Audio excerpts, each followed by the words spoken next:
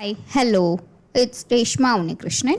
ഇന്ന് ഏപ്രിൽ 23 ലോക പുസ്തക ദിനം.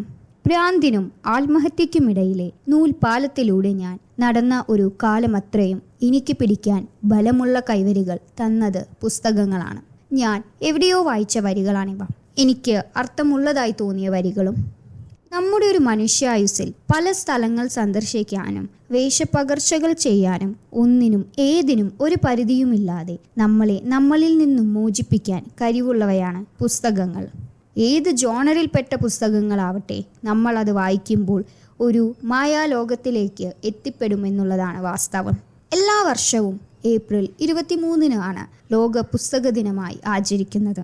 1995 യുനെസ്കോ ആണ് ഈ ദിനം പുസ്തക ദിനമായി ആചരിക്കാൻ തീരുമാനിച്ചത്. ലോക പ്രശസ്തനായ വില്യം ഷേക്സ്പിയറിന്റെ ജനന തീയതിയും മരണ തീയതിയും ഏപ്രിൽ 23 ആണ് എന്നതാണ് മറ്റൊരു കാരണം. ഇന്നേ ദിവസം പുസ്തകങ്ങളും അതിലെ കഥകൾക്കും മാത്രമായുള്ളതല്ല, ആ പുസ്തകങ്ങൾ രചിച്ച രചയിതാവിനും കൂടിയുള്ളതാണ്. അവരുടെ കഴിവിനെയും കഠിനാധ്വാനത്തിനെയും സമർപ്പണത്തിനെയും അനുമോദിക്കാൻ കൂടിയുമാണ് ഈ ദിനം.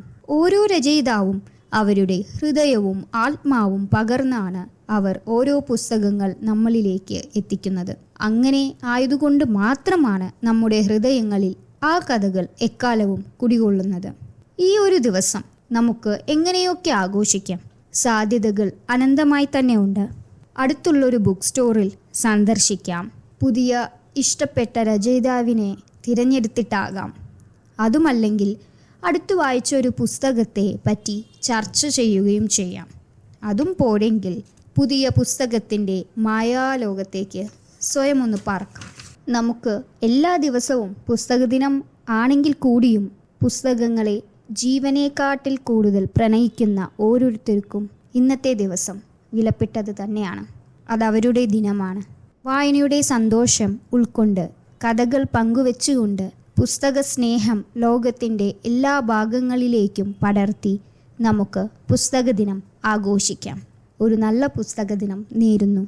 നന്ദി.